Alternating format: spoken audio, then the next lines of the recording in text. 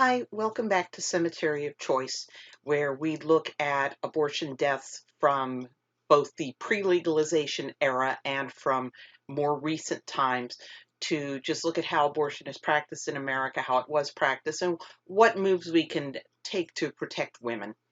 And today is July 23rd, and the anniversary today is a safe and legal abortion death from 1961.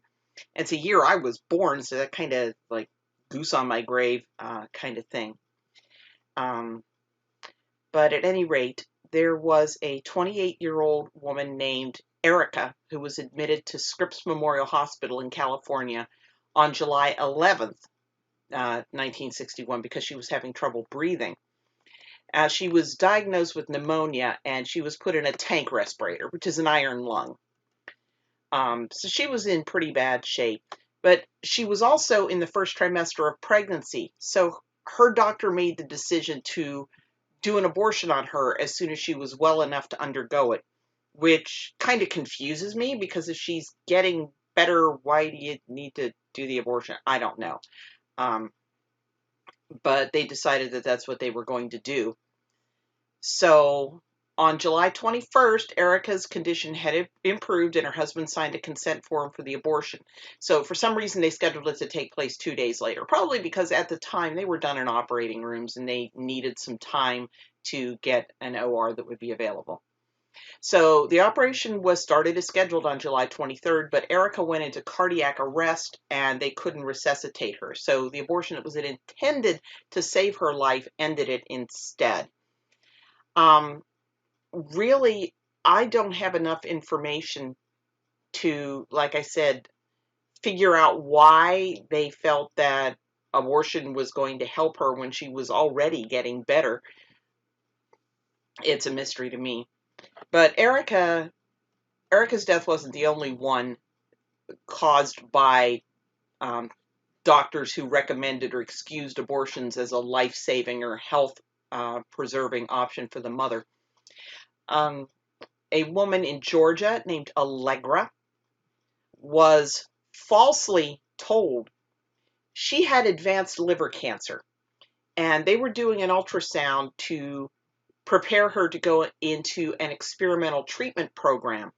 And they discovered that she was 22 weeks pregnant, which was a surprise to everybody because she needed fertility treatments to have her son 20 years earlier.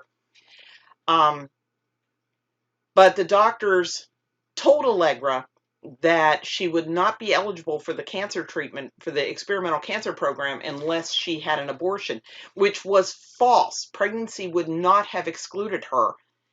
And she must have balked because they also told her that the baby was doomed anyway due to the cancer and the medication she'd been taking. So she had the abortion. She died from complications of the abortion, and her husband ordered an autopsy on the baby, and there had been nothing wrong with the baby. A woman in Las Vegas named Angelica sought an abortion on the advice of her physician and ended up dying at the hands of a quack. A young woman named Barbara died after an abortion recommended because she had a heart problem. The Kristen Gilbert case in Kansas, I don't think she actually had a health problem. She went to George Tiller's late-term abortion mill, and I'm sorry, abortion mill is the proper term for it. They just processed women like cattle at a slaughterhouse. And supposedly, this third trimester abortion was necessary for her health. And then there was a young woman who we've given the pseudonym Molly, who died in 1975 when doctors made the rather dubious decision to perform a saline abortion on her to improve her chances of surviving a lupus crisis. It's kind of like telling somebody they should take up smoking to improve their lung health. But doctors sometimes push for abortions because of maternal health issues because they're practicing what's called defensive medicine. They don't want to get sued. They can't get sued for a wrongful abortion. Okay? If they tell them, well, abortion's really your only option, you need an abortion, blah, blah, blah, blah, blah, and she goes ahead with it, and she later finds out that, well, no, there were other options, that's not grounds for a lawsuit.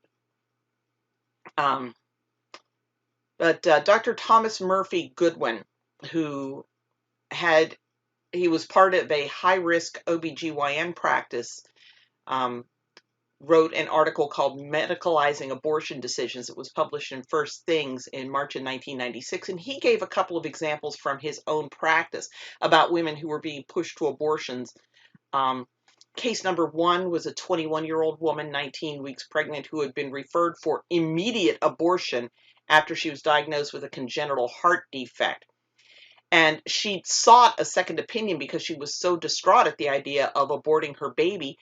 And they did a second evaluation and found that her heart condition was mild and she was able to have her baby. Case number two was a 25-year-old woman, 12 weeks pregnant, and she was diagnosed with a narrowing of her heart valve. And her doctor recommended an abortion, but Goodwin's practice suggested that she have a procedure done to correct the heart condition. I forget, a balloon. They put a balloon in the valve and inflate it. Because this could be performed safely during pregnancy. And her doctor expressed concerns about his liability. He didn't want to get sued if she didn't have an abortion. Now, Goodwin didn't know the outcome of her pregnancy, whether she went and had the heart procedure done or went and had an abortion done. Case number three was a 38-year-old woman, 11 weeks pregnant, who apparently, because she was distraught, was referred by her pastor. She'd been diagnosed with breast cancer, and she was told that she needed to abort her baby so that she could start chemotherapy. And she actually had the abortion scheduled at that point. But Goodwin's practice reviewed the chemotherapy regimen and found that it's very well tolerated by fetuses. They did tell the woman that there hadn't been any studies of long-term effects on the baby, but that there weren't problems identified at birth. This patient's doctor did not want to assume liability for the case, so she had to have her chemotherapy managed through Goodwin's practice, and she delivered a healthy baby. And case number 40 was a 20-year-old woman, 18 weeks pregnant, who was diagnosed with kidney disease that seemed to be due to an onset of lupus. So her doctor recommended an abortion both for her own health and to avoid any harm to the fetus that might be caused by medications, as she did not want to abort her baby. Now, Goodwin's practice told her that because of her condition, she might not be able to carry to term. She might lose the baby, but she wanted to go ahead and try anyway. And a couple of times, doctors wanted her to have an abortion so that they could do diagnostic tests on her. And Goodwin's practice had to go to them and show them the evidence that these were perfectly okay to do during pregnancy, to keep this woman from being pushed into an unwanted abortion. Sadly, she went into preterm labor at 27 weeks, and her baby subsequently died from infection. But at least she didn't have on her heart having aborted her baby. And Goodwin lamented that these are examples that came to his practice and were spared these unwanted abortions because they were misinformed by their doctors. Now, some of the doctors may have just been ill-informed. It may have just been ignorance, but there really isn't any excuse for that. You're supposed to be staying on top of treatment for your patients, and if they have a condition you're not familiar with, then you're supposed to refer them to a specialist who is familiar with it, not just ship them off to the abortion clinic. But again, the defensive medicine thing. If you send her for an abortion and she later regrets it, big fat hairy deal, no skin off your teeth. But if you don't send her for an abortion, you might get sued if anything goes wrong. Now, in some ways, I've thought that maybe we need to divide doctors into progressive and Hippocratic so that women can choose. Do you want a doctor who's going to recommend an abortion if there's any sign of trouble? Or do you want a doctor who's going to try to help you see your pregnancy through to the end so that women know up front what they're getting, and that protects the doctors from getting sued? Even if, with the informed consent, they go, well, the x-ray probably won't hurt the baby. The baby might have something wrong that wasn't caused by the x-ray. I mean, it's tough, but I think it's worth it to protect women from unwanted abortions.